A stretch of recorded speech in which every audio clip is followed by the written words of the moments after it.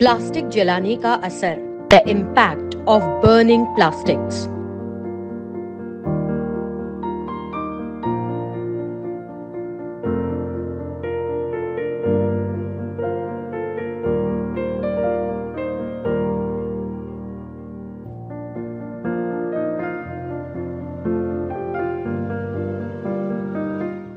दीदी रुकिए रुकिए रुकिए, क्या कर रही हैं आप? प्लास्टिक क्यों जला रही हैं? क्या आप जानती हैं इस प्लास्टिक को जलाने का नतीजा क्या होता है? मेरे पास बहुत ज्यादा प्लास्टिक है और मैं जानती नहीं इसका क्या करना है। इसे कोई लेता भी नहीं है। मैं कभी कभी खाना पकाने के दौरान इसे चूल्हा जलाने के लिए इस्तेमाल करती हूँ, तो आई डोंट नो कि इसका क्या करना है।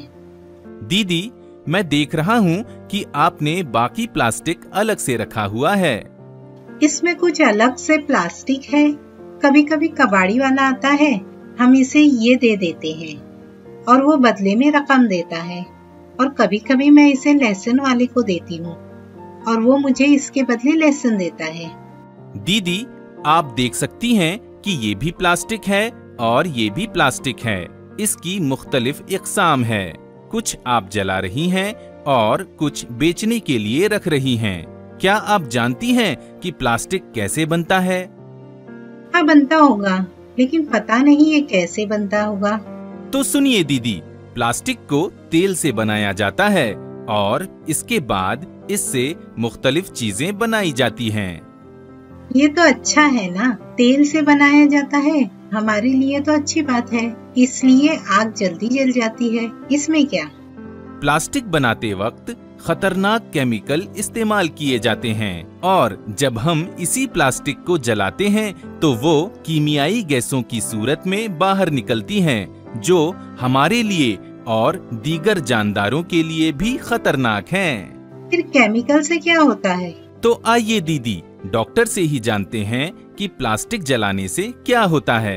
ये प्लास्टिक जलाने से जो काला धुआं निकलता है, उससे थैलेट और डाइऑक्सिन जैसे मुज़िर मादे खारिज होते हैं, जिसकी वजह से हमारे जिस्म पर बहुत बुरे असरात हो सकते हैं।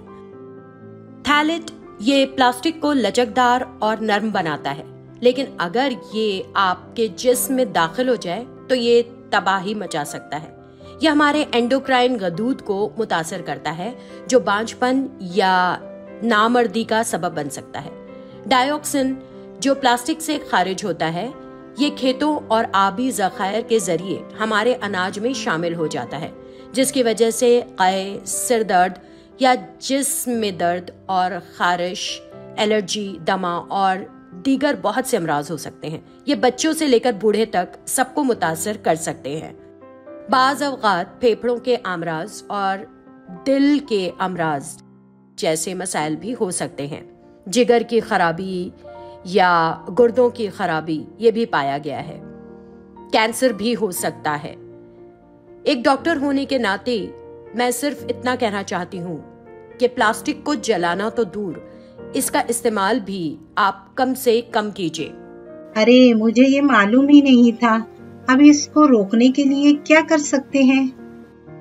सबसे पहले हमें प्लास्टिक को जलाना बंद करना होगा और अपने घरों के कचरे का इंतजाम करना शुरू करना होगा, जैसा कि आप कर रही हैं। और प्लास्टिक की चीजें जिन्हें आप अलग रख रही हैं, हमें ऐसे ही रखना है ताकि हम उसे रिसाइकलिंग के लिए सही जगह पर भेज सकें। और हमें प्लास्टिक का इस्तेमाल कम से कम करना चाहिए और हम इसकी जगह दूसरी चीजें इस्तेमाल कर सकते हैं, जैसे प्लास्टिक के थैले की बजाय कपड़े के थैले इस्तेमाल कर सकते हैं। जैसे ये प्लास्टिक की बोतल है, इसकी जगह हमारे पास स्टील या शीशे की बोतलें और ऐसी बहुत सी चीजें हैं जिसका हम इस्तेमाल कर सकते हैं। मुझे इन बातों का बिल्कुल अंदाजा नहीं था। अब देखो मैं क्या करूंगी। आज के बाद मैं प्लास्टिक को अलग अलग रखूंगी और इसके बारे में सबको बताऊंगी। Thank you so much. आप भी प्लास्टिक ना जलाएं और दूसरे लोगों को भी प्लास्टिक जलाने से रोकें, क्योंकि ये हमारी और दीगर जानदारों की सेहत के लिए नुकसानदेह है।